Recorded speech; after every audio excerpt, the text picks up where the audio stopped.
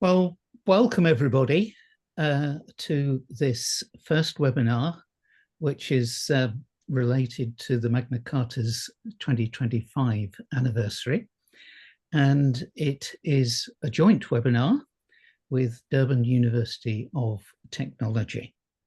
The title, Cascading Conversations Towards Deriving the Durban University of Technology's Living Values Framework. Just a few words from me, and then I will hand over to the Durban team. I should tell you, although you probably heard it from the automated voice, that this webinar is recorded. It will be put on the Magna Carta's YouTube channel. And so if you don't want your face to be seen, please turn your camera off. I see names on the screen that I recognize, and you are all most welcome. But for those of you who don't know, the Magna Carta Universitatum was a document first signed in 1988. It sets out fundamental principles of higher education, such as academic freedom, autonomy, and service to society. And that document was revised in 1988. Sorry, in 2020. In the teens, the observatory realized that it wasn't enough to go around just proclaiming the values and their importance, but it worked with a group of people, some of whom are on the call today, to develop something called the Living Values Framework, which was simply put to take the fundamental values and to make them alive in your institution. And that framework is now being used around the world. It is going to feature in the Magna Carta's anniversary, which this year will take place in London from the 11th to the 13th of November. And if you are interested in registering for that, we will put a link in the chat. Now, one of the sessions in that is going to be led by Durban University of Technology. And it's about how they have implemented a living values framework that we're going to focus today. I shall hand shortly to their Vice-Chancellor, and he will be supported in the presentation by Kavita Beamson and Lorna McCulloch, who have been involved in the detail of putting this framework into place. But first, let us go to the Vice-Chancellor, Tandwa, I shall get this wrong, Mbembu. Kembu. Over to you, sir. Kembu, yeah. Thank you very much, David, for the introduction and the opportunity we have now through the Magna Carta Observatory to tell our story. It's really exciting to be able to have an opportunity to engage with so many of our colleagues around the world in preparation for the conference in November. It's really great to know that so many people are interested in this very weighty matter, but sometimes elusive in terms of how our strategies look like, how they are implemented. So we'll share the little we have, and we have done as Durban University of Technology. And I must emphasize using exemplars from and advice from elsewhere around the world. I was expecting to see the presentation here that I've got to use, the three of us. Yes, I think the next slide, please. I guess it's the three of us, as David explained, that are making the presentation, different parts of the presentation. I think this slide was just a way of us introducing, DUT. We may not have all the information that some of us may have expected to learn from, and there could be further engagements if any one of you wishes to have more information on DUT. But as you can see, right at the tip of Africa, I don't think anyone would not know where South Africa is, I hope. And that purple part represents where Durban University of Technology is. We've got 5 campuses in Durban and 2 campuses in Pietermaritzburg, which is 80 kilometers roughly, which so many sports enthusiasts should know about. Takes place between Pietermaritzburg and Durban. And yeah, a few details. Our student headcount as of 2025 is what you see there. And maybe what I should also mention here, our history really is that would have been called a technicon in our language then, before the mergers took place in South Africa in 2004, but polytechnic in other jurisdictions.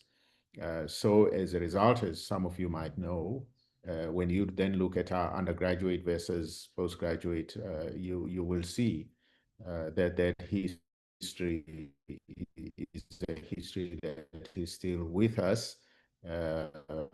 But if you look just below that, DUT clean sheet 2 years in a row, you'll see that we're making very, very serious advancements in terms of being a university, and of course, a university of technology.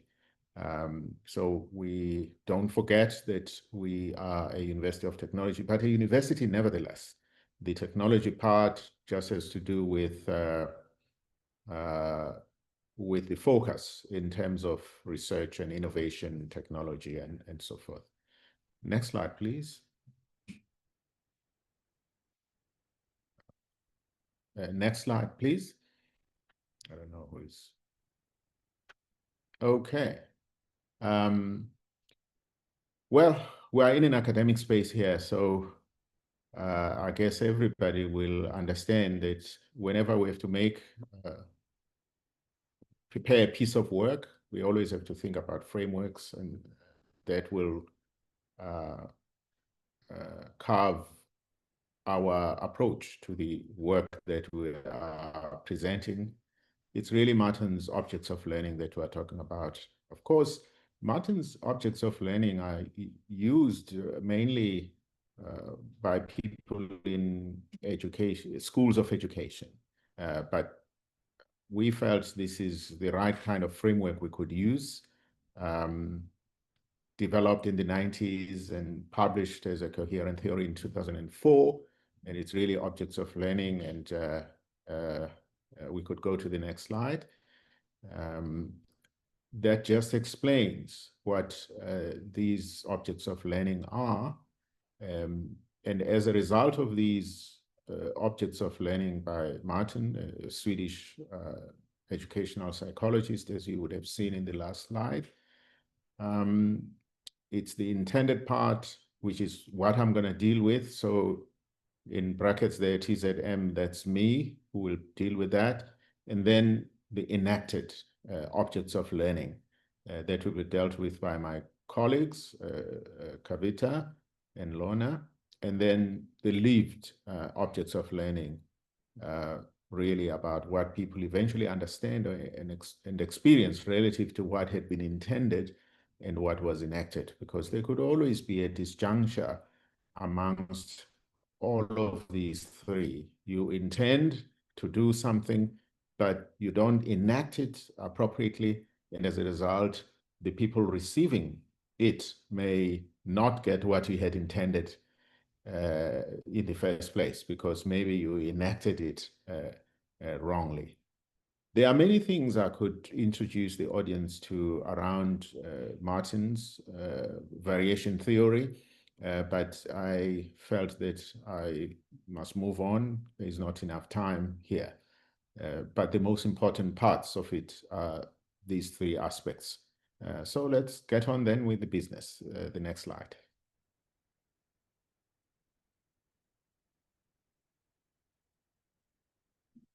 Again, this is just, I felt I should start this by just quoting from the 55th TB David Memorial Lecture.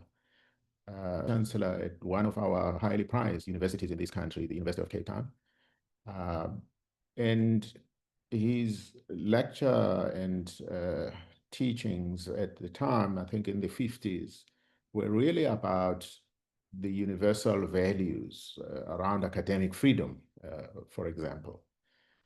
So I'm just using this as some form of inspiration, even though it's not exactly what inspired us, because what inspired us dates back before 2021.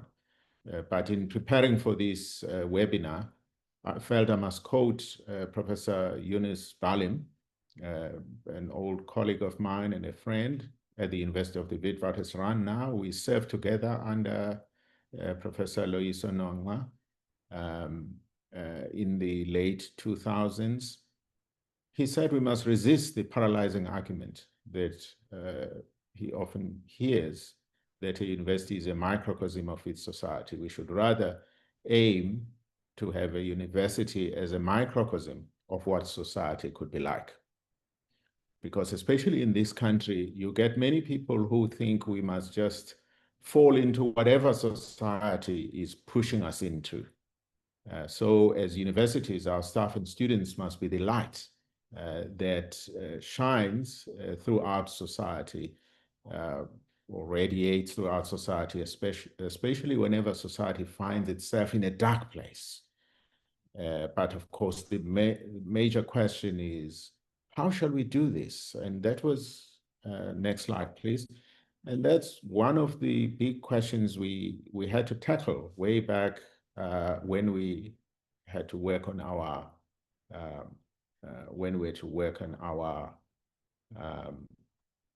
strategy at DUT. So the dark place we're in, I guess, not only as South Africa, not only as DUT, not only as the province of KwaZulu-Natal, where we are located in South Africa, the big challenge is moral and ethical depravity in our society generally. And it's not limited to to South Africa, but I guess many parts, if not all parts of the world, are facing the same challenge. But then what moral and ethical light could universities in South Africa and the world over, together with our students and staff, radiate throughout the world? And in our view, given this big challenge we have, where our moral values, our ethical values have been hollowed out in so many ways, we believe any leader in South Africa and the world over who has not infused values and principles-based elements in their strategy could be aiding and abetting this moral and ethical depravity, well, at least by omission. Next slide, please.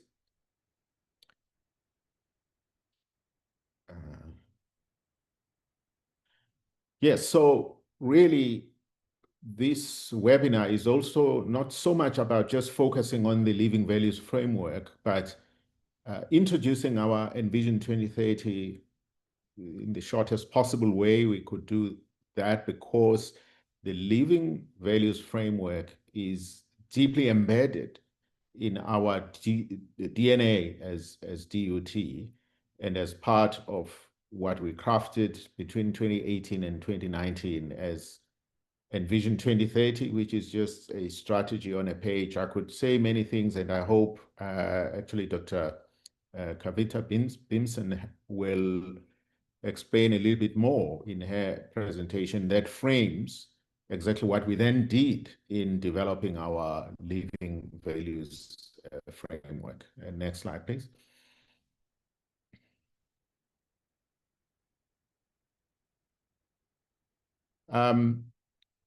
I would be remiss if I didn't mention that even though at that time we were never members of the Magna or signatories to the Magna Carta Universitatum, that's part of the Magna Carta Observatory, we had to dig deep and try and find from around the world exemplars that we could use in embedding our values and principles and embedding them in our strategy as we were developing it, 2018, 2019. And the IAU International Conference 2017, there was a value-based leadership session, IAU and the MCO, the 30th anniversary of MCU 2018 at the University of Salamanca in Spain, helped us a lot, those discussions that took place there, even though we were not members of the MCU or signatories to the MCU. I must also mention that Ms. Eva Egon Pollack, who used to be the IAU Secretary General, helped us a lot in making the networks that we needed to have with some of the signatories to the MCU. We would really not have gone as far as we did to develop our living values framework without her supports, and also pointing to a number of sources of information and practical knowledge that exists within the world in this area of developing a living values framework. I think that's basically my introduction to this, and my colleagues, maybe the next slide in case there's anything I'm forgetting, my colleagues will then deal with the second element of Martin's objects of learning, which is the enaction of this intention that we had to deal with this moral and ethical depravity that we experience in this country and elsewhere in the world, how that was done at a strategic level. And of course, Lorna is going to give us the nuts and bolts in the types of engagements that took place to get to our living values framework. Okay, thank you very much, David. And I think I'm leaving it over now to Kavita. Perfect. Thank you, Vice Chancellor, and good afternoon to everybody on the call. So my role is to basically speak about IPME's agency in our path to and from Envision 2030 to our living values framework. So Vice Chancellor has recorded for us the conversations that he's heard in the external international environment. And that was the first part of our cascade. My story begins in 2018, 2019, when the then DUT strategy, which was called Towards Relevance, Responsiveness, and Resilience, was due to expire. My predecessor pulled together a group of 9 other people from across the university, whom we call the Strategy Planning Working Group. This group came together to help and support her develop DUT's current strategy. At the time, the brief was that we needed a strategy on a page, we needed to focus on the impact of our work, and we needed to jettison the silos in the ways of our working. So in cascading this notion of conversations, the next step in our work process was to engage all our people at DUT, staff, students, partners, and the like, in conversations. And we started off with town hall conversations on all our campuses at DUT. These town hall conversations were led by the Vice Chancellor, supported by the SPWG members that I've just mentioned. And what we heard at those various town hall engagements linked to values and principles, we heard a lot of things, but I'm just ring-fencing what we heard linked to values and principles, was that the expiring strategy listed values, and these were just nice words on branding documents, and there were good intentions that were never enacted at DUT. The notion of our DNA was well recognized and well understood. We also heard about that. There was a value that was perceived in that DNA. We also heard aspects that we were able to categorize into 3 areas. What was valued in the why of our work, what was valued where we work, and what was valued in the how we work with each other or amongst each other. And just in the little block on the right-hand side, the 3 cascades there of where we work, how we work, and why we work, is showing some of the words that we heard. So I've captured that just to give the essence of some of the actual language that we heard in terms of what was valued in the why, where, and how of our work at DUT. So moving on, this is in Vision 2030, our strategy on a page. It's depicted as a strategy map. Straight away, you can see the cause and effect arrows, which are jettisoning the silos in the ways of our working. What we heard in terms of the why of our work and the where of our work, we encapsulated into a statement of intent. Again, cascading Martin's objects here. So our statement of intent basically says by 2030, our people will be creative, innovative, entrepreneurial, adaptive to changes in the world.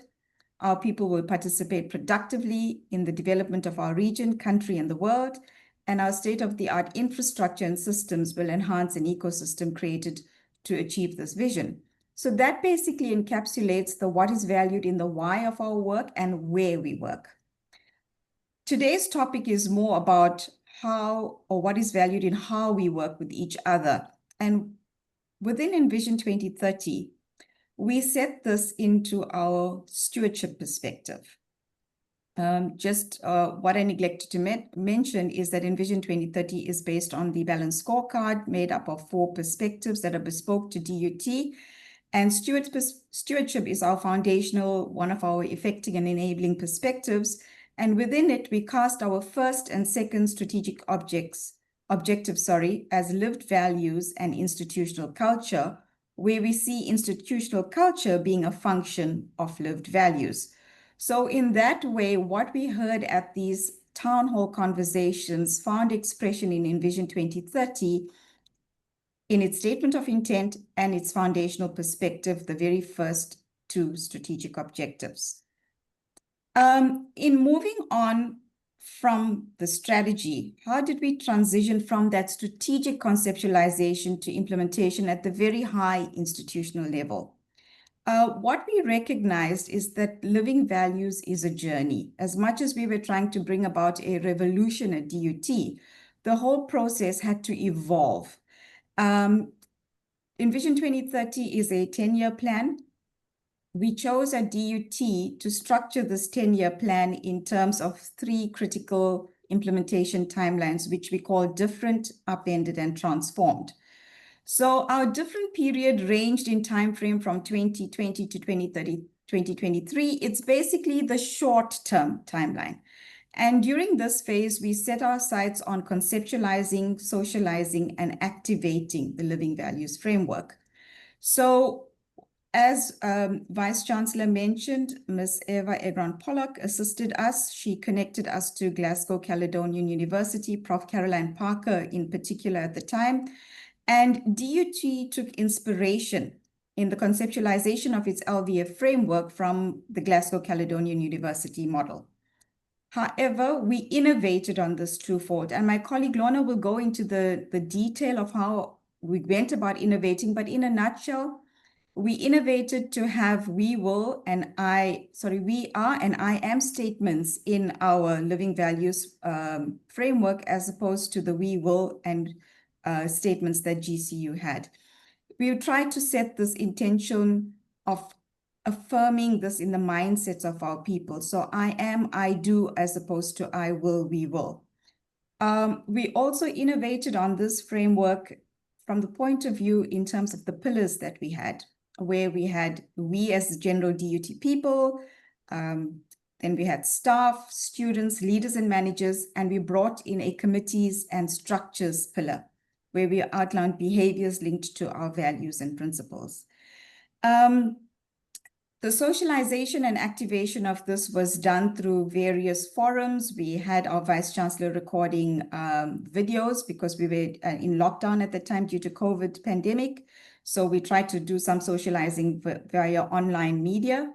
We also, when we returned to campus, had a Bring to Life Our Values and Principles campaign, where we rallied our staff around modeling and emulating the values and principles laid down in the framework. And we also started activating this by integrating it into key systems and processes at DUT linked to the various life cycles of our staff and students, and Lorna will delve deeper into those processes. We are currently midpoint of the upended period, where we set our sights on institutionalizing and normalizing all that we introduced in the different period.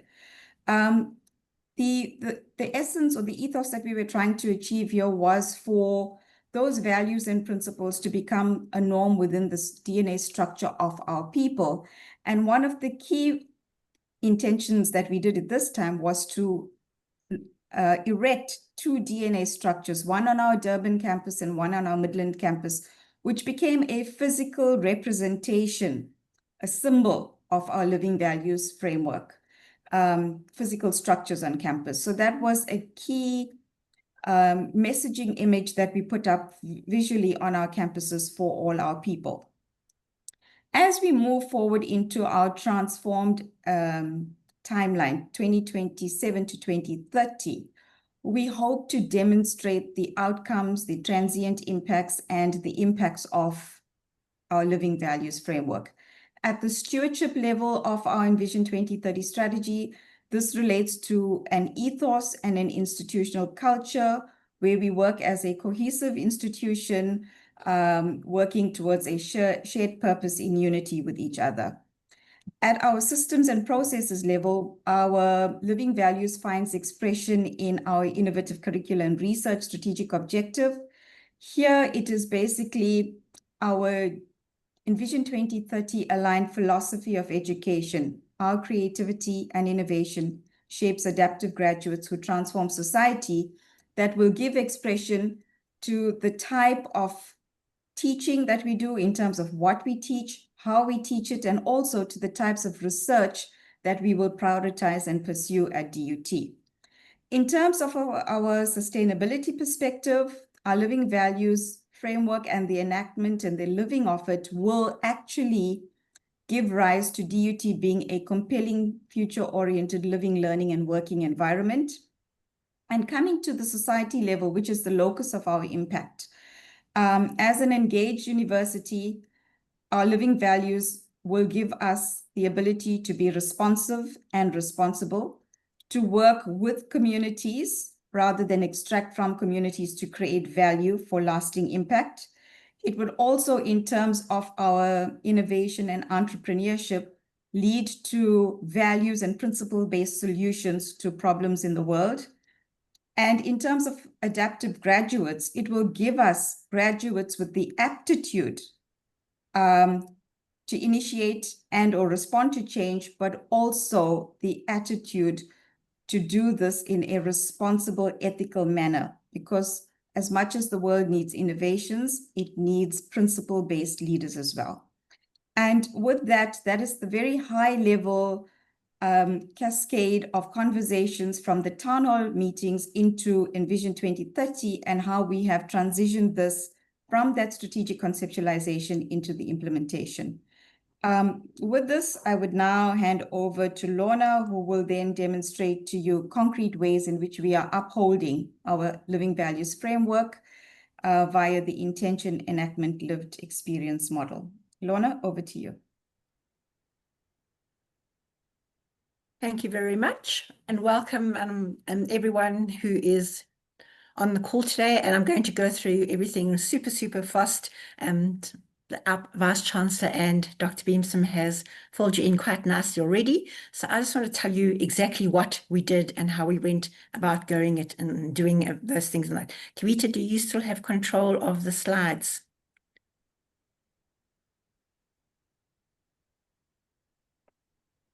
Okay, right. So, when we started the initial conversation, we said, yes, we needed values and that. The question was, so are we just going to have values and then the whole idea of principles came in as well, and lots of fighting about it. We decided to go the values and principles route, in that our values would be our standards, essentially, that guide our conduct and activities and goals, while our principles will be the compass, okay, that guide the essential behaviors. So that is why we don't just have values, we have values and principles within our living value framework. Next, please. We went to, as Kavita said, we had tons of town halls, and we went to the people of DUT and said, on a perfect day, how would you like DUT to run? So our values and principles actually came from what the people of DUT said, which of course was our staff and our students as well. And that's how we came up with our 5 values: integrity, honesty, accountability, transparency, respect, and our principles: fairness, professionalism, commitment, compassion. And then the people said quality, but we decided that quality was actually espoused in excellence. So we called the value, the principle, excellence. Next one. Okay, so it ultimately looked like that. And I said it was built on our DNA, and the telomeres that actually hold the 2 strands of our DNA together are in fact our values. So our 2 strands are essentially held together by, and very firmly, by our values, and that is what we need to live. Next slide. And this is how we actually came across the first thing. So our first step, of course, was to say, okay, so we had the words for our values and our principles, but now what are they going to mean? So we needed to work out definitions. None of these are Oxford Dictionary definitions. Once again, through a series of cascading conversations, and guys, this was all done online during hard lockdown. So we were all working in a Teams environment and not actually seeing each other. And that we developed the definitions of each value and each principle. Of particular interest is, and an important one to drive home, was the whole idea of compassion, and to just drive the idea that compassion is not just about people. Compassion is about things as well. So not only do we need to look after people at the institution, but we need to look after our institution itself with all its infrastructure and all its bits and pieces. So there's this whole thing of that we are temporary custodians of this amazing place we call DUT, and it is our duty to hand over a better DUT to the future generations. So it was just because, from our South African culture is very much, if we are unhappy, we break or burn something. And of course, that's one of the things that needs to be changed. So it's compassion's not just for people, it's for things as well. Okay, next slide. So none of these are dictionaries definitions. So as the Vice Chancellor already mentioned, we luckily were put in touch with Eva Igram-Pollock, and she actually delivered a workshop for us online and laid out the whole Living Values project for us, and the do's and don'ts and everything about that. And we then went and researched the toolbox and the methodologies and all those kind of things. And, she did more than just give us the workshop and explain it all. She gave us hindsight and what she had experienced and all those kind of things too. So it was just such a rich, useful experience, and just really helped us plot a way forward. Next steps. And this happened in 2020 May. So our first plan was to use the Glasgow Caledonian University model. We actually went and we basically trolled all the pilot universities from the Magna Carta Living Values Project, and we zeroed in on University of Tasmania, Glasgow Caledonian University, and the Stockholm University were where we zeroed in. And ultimately, we decided that GCU fitted and what we wanted to achieve the best. And then we were just wonderfully, everything just fell into place. And we met with Professor Parker, who I see she is on the call. And once again, I thank you, because she just filled the gaps for us. So even when we asked her to do crazy things, she just helped us and did it. And we'll talk a little bit more later about her marvelous contributions and continuing contributions in our journey and all those kind of things too. So, and as Kavita's already said, the Glasgow Caledonian University said, I do, or said, I will. So we kind of like said, okay, so I will be honest. So the question is, so when will you be honest? So we decided to change that to the I do. So our statement came, I am honest. So there's no argument about it. It has to be lived and living and all those kinds of things. So, and we also just expanded on the original 3 pillars that Glasgow Caledonian University had, and ours is now 5 pillars, and we'll have a look at it. Next slide, please. So essentially, to develop this whole living values framework, we ran 41 staff and student workshops, all via Teams online in a period over about a year. We had a marvelous response from our staff. 81% of our staff took part in our cascading conversations and all that. And what we would do, we'd bring them all together in teams, we'd create breakaways, we would give them each a value or principle to work on, and then we'd come back to plenary. And then we'd collect and collate all that data using a form of Vivo coding and tag and move and change. And then we would bring them back to them for refinements. And we just kept doing that until we had our final lived values model. We took great care in trying to use the participants' words as far as we possibly could as well. And we have saved and protected all the hard original data as well, so we can return to it for future use and all those things too. Okay, next slide, please. So our final steps looked like that, where we had our final cascading conversations, and we said, right, there are, after our coding and tagging and moving and whatnot and that, now we need to say, these are the behaviors we're going to follow. And we decided, because we had 5 values, 5 principles, that's already 10, 5 pillars, kind of like makes 50, and behaviors that we would restrict the behaviors. The minimal behaviors would be 3 for the we's and 3 for the I's. And we got, once again, our staff and students to decide what those behaviors were going to be. Next slide. And so, and this is just an example of one of our pages. You can go onto our website and have a look at our whole living values framework, but that's essentially what it looks like, where we have the definition and then we have our 5 pillars. So we chose to give the students a voice, and the student activity behaviors came from the students themselves. Our Dean of Students was absolutely marvelous. Every time I said I need students to talk to, he produced students for me to talk to. And we also decided that we needed that structure pillar as well. So if you are on any kind of committee at the university, any kind of structure, that there are behaviors that we need to practice and preach and walk the talk as well. Next slide, please. So once again, our DNA structure has been mentioned, so I won't go into it, just to say there is a capsule enclosed within that, sealed in that structure, which we'll open at the end of 2030 and interrogate and analyze what we said and where we've come to. Our structures are the most used spots on our campuses.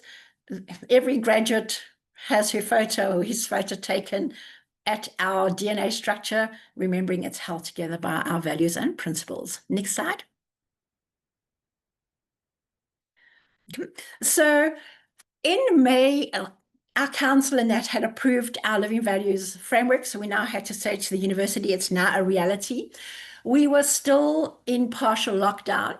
So we decided that our introduction of the living values framework to the community had to be online. And we persuaded Professor Parker to be our keynote speaker. So, and once again, huge thanks to her, because we gave, so, please can you like pretend to do it, to talk about it if our electricity doesn't work and all those kind of things. And she just, was great and helped us out so much. So we launched we had our soft launch in May. And then in July, we actually finally in 2022 went back to our face-to-face normalized university life. Next slide, please. So then we actually did the official face-to-face launch. It was a 3-day event, and we started it with a living values walk, which was specifically chosen because we launched our living values framework physically on Mandela Day, which is a really important living values day in South Africa, and where you may have read or heard about Mandela's book, The Long Walk to Freedom. Well, we as DUT did a long walk to values. So next slide, please. And the launch was a whole lot of activities, and our drama department produced delightful dramas around our values and principles, and our choir sang about them, and all the staff were present and students were present, and it was really a enriching inspired community-based start to our living values as well. Next slide. We have and people, lots of people say, your values should be internalized and all those kind of things. They shouldn't just be words on a page. We have put our living values everywhere. And that particular shirt that a colleague of mine is wearing, that LV shirt, that was all given to us for our launch. And I mean, that was in 2022. And you can still see that shirt everywhere on our campus. It's really, really, really popular, and it really puts everything in your face. Next slide. This was our long walk to freedom. And what we'd done is we had created clues, and we had put the values all over our campuses, because we walked campus to campus in different places and that. And so you had to solve the clue to find the value, and then there were prizes for everyone that collected all the values and principles and those kind of things too. So the students really, really enjoyed it. Next slide. We also put that in your face, and we have our values painted outside our library, around our Human Capital Service Center, and going up the main staircase where currently all the important people at DUT sit. And for me, this whole idea, it was kind of like, often your students kind of like are less than 100% truthful about why they haven't done what they were supposed to do. So my idea was to paint our values up all our staircases, because we got lots of them. So when I thought a student was telling less than the truth and nothing but the truth, I could say to my student, you know what, let's go and stand on the honesty step and let's restart this conversation and let's see how it goes. So that was kind of like the plan behind that. And you know what, it's so interesting, because our previous plan had a value statements, but if you ask anyone, people might guess some right ones. This particular in Vision 2030, you ask anyone and they can tell you what our values and principles are. Next slide, please. Student activities, we launched a student essay writing activity when we did our official launch of our Living Values Framework, and it has subsequently become an annual event. So every year they are given a particular topic. Our first one was reflecting the living values through our daily behaviors, and this year one was promoting the DUT living values in pursuit of diversity and inclusion. So it has become an annual event for our students. Next slide. There are some of our winners. Next slide. We also have student-led conversations about living our values and about the DUT we want, which ties in with our institutional culture that, of course, needs to be values-led and values-driven. Our students, our first-year students, also this year for the first time, took a pledge. Come, next slide.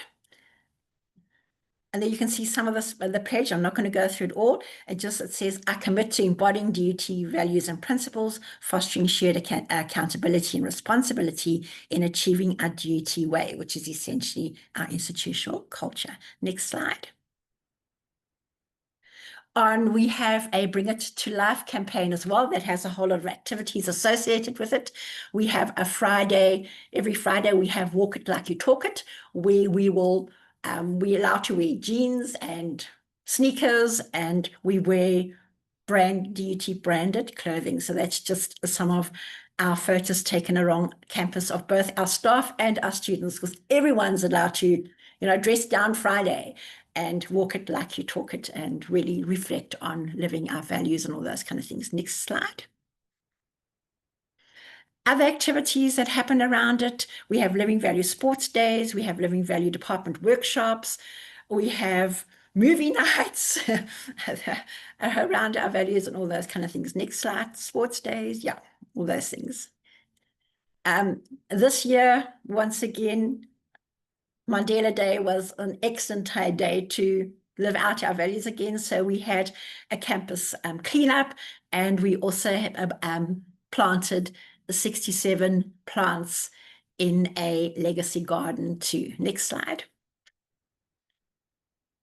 We have Living Values champions that come across all departments and all units in our organization. And essentially, they are there to drive Living Values activities within their different areas. And they're also there to facilitate any kind of change initiatives. And that are coming about with a lot of changes that DUT is currently going through. Next slide. We've had fun events as well. So yeah, we gave the staff an opportunity to come together and tell us what animal they would associate each value with. At our launch, I did want our senior executive management to each represent a value, but no one took me up on my offer.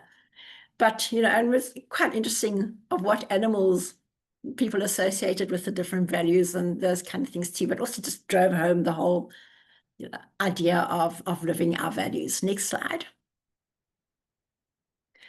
We have a Bravos program as well, which is all about recognizing people for living their values.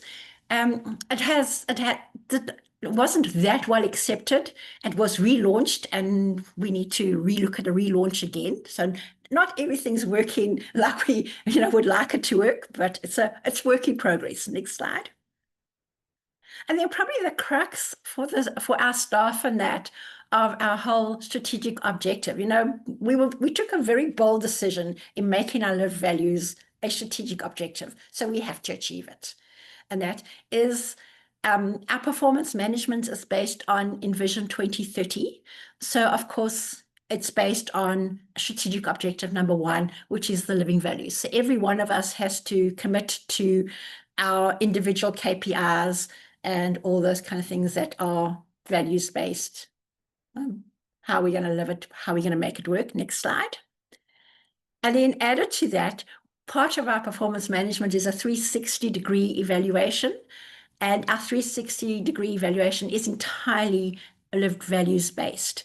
And you'll see we have, you get your competencies from your 360, and it's part of your final assessment and final performance management, and that which essentially says, yes, I've scored a bonus this year, or no, I'll have to try harder next year. So it's a really important part of making sure that all of us are trying to do the right thing right. Next slide.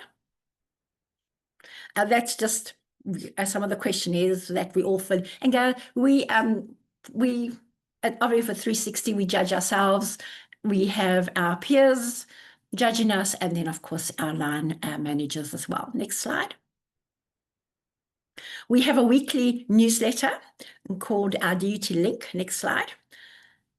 And the DUT Link actually interviews a staff or student every single week, and they pose questions to them around, these are just two of the questions. You get about 10 or 12 questions posed to you, but they ask you how you're planning to keep abreast on the framework and how you are, which values do you most associate with us. So every week, someone is given a turn to reflect and say, and it's published, it's in black and white, it's there. Next slide. Then, as part of the presentation that Eva Egram-Pollock did for us, she gave us a lot of really good advice, and that on, how we needed to go about establishing our living values framework and how to embed it and make it part of our culture and all those kind of things. So she said, it needs to be a values-based, values-led strategy, okay, which of course we have based on our DNA, which is held together by our values. How do we go about changing the we to us? Okay.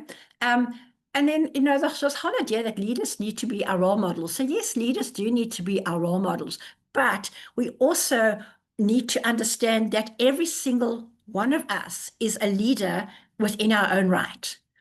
So, so we shouldn't just wait for the leaders to do stuff, because every one of us is a leader. So every one of us needs to be a role model and walk that talk. She spoke to us about, being able to measure and evaluate. So we have our performance management in 360 degrees, as well as we have a tracker where, because it's a strategic objective, we are constantly tracking our progress towards achieving it. We have communication and feedback, and communication is really, really vital, to keep the whole thing alive and working. I spoke to you about our tracker system. I've spoken to you about our painted staircases. We have freedom to talk. Our Vice Chancellor has town hall engagements where we can talk. We've actually just had a series of 12 engagements in the last couple of months. And we try and create that work-life balance too. Okay. Probably one of another area that we've misstepped in is, even though our council approved our living values framework, we didn't specifically say, well, our living values framework is for you too. We expect you to live it as well. So that's a little bit of a gap that we need to address and fix. Next slide. So our town halls, next slide. Right, and that's basically our projects that we are currently involved in that are values-led and values-based. Our big project is Transformed Academia that our Vice Chancellor is driving, and within that we also have a philosophy of education at DUT, which is aligned to our Envision 2030 and thus our values and those things, and we are busy with implementing that currently too. Next slide. And that is our 7 campuses all over. Right, I did that as fast as I possibly could. People, I could talk about this forever and ever. It is my passion. I lecture ethics and strategies. So, Envision 2030 and the Live Values framework are just my perfect dream fit. Thank you very, very much for listening. Over to you, David. Thank you, Lorna. And thank you, Kavita and Tandwi, for that very comprehensive, passionate, and wonderful presentation of the living values as you have them.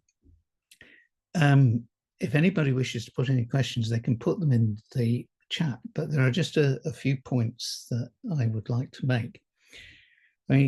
The first is, what you told me is that the Living Values project is very much alive and well, and it's growing up.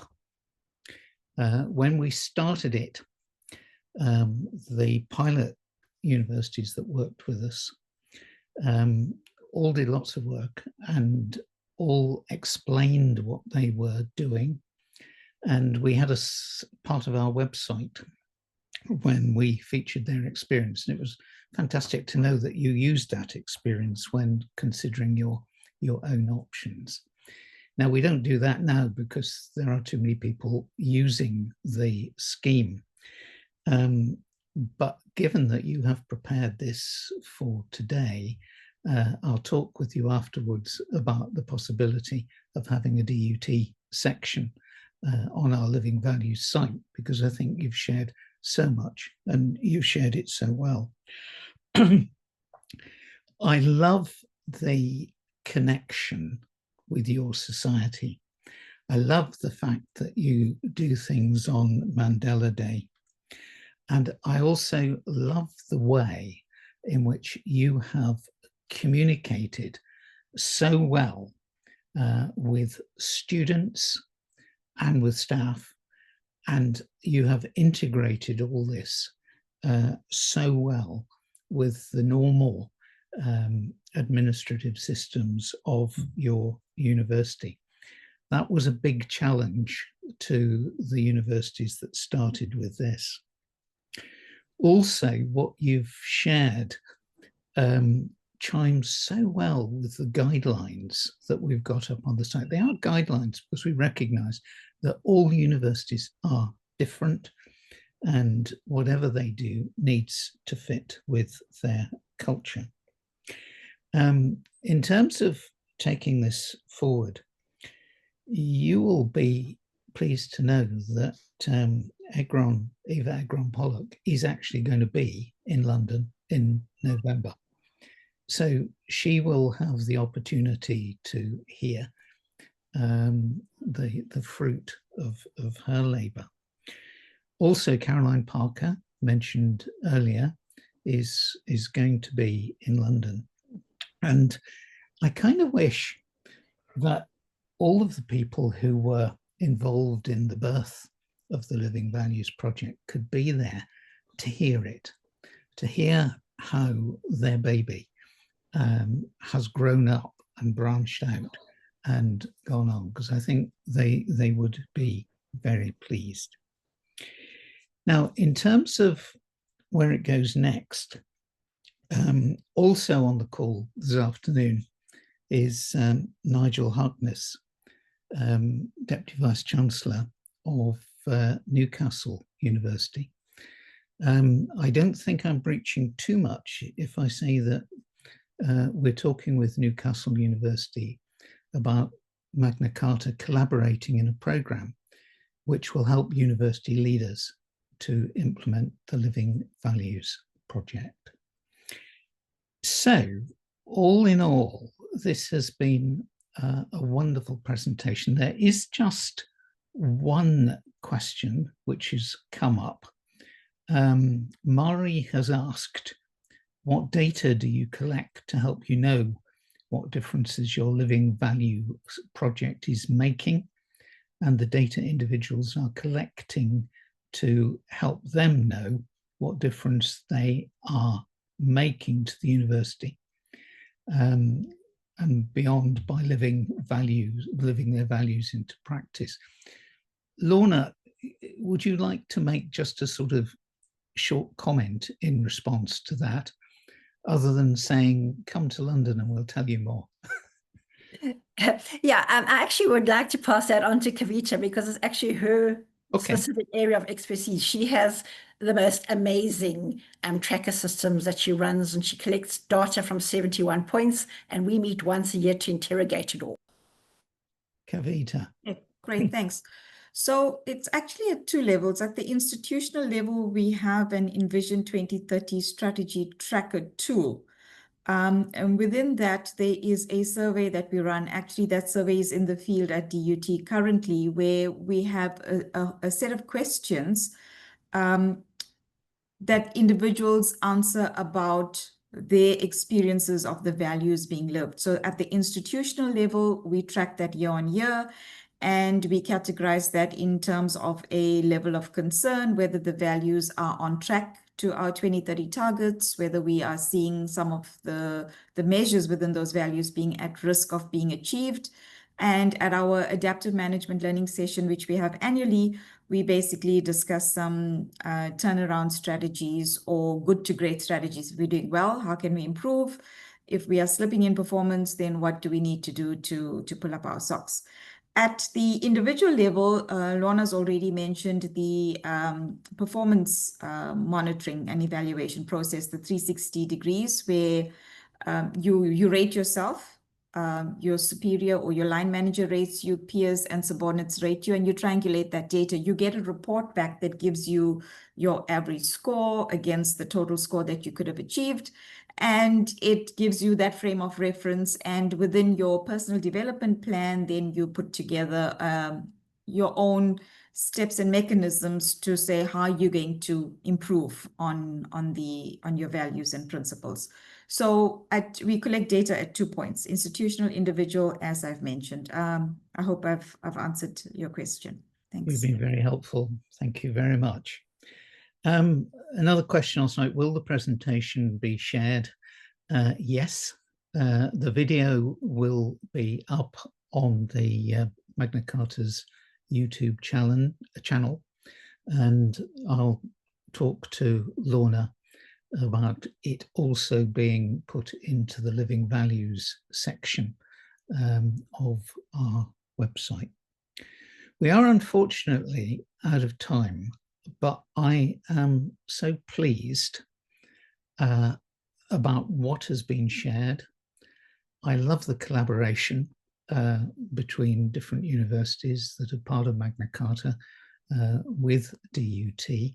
I really look forward to DUT coming to London and sharing more, and you having an opportunity to engage with them. If you want to come to London, the details are in the chat. If not, look on our website, and I look forward to seeing you again at another Magna Carta webinar. Thank you all.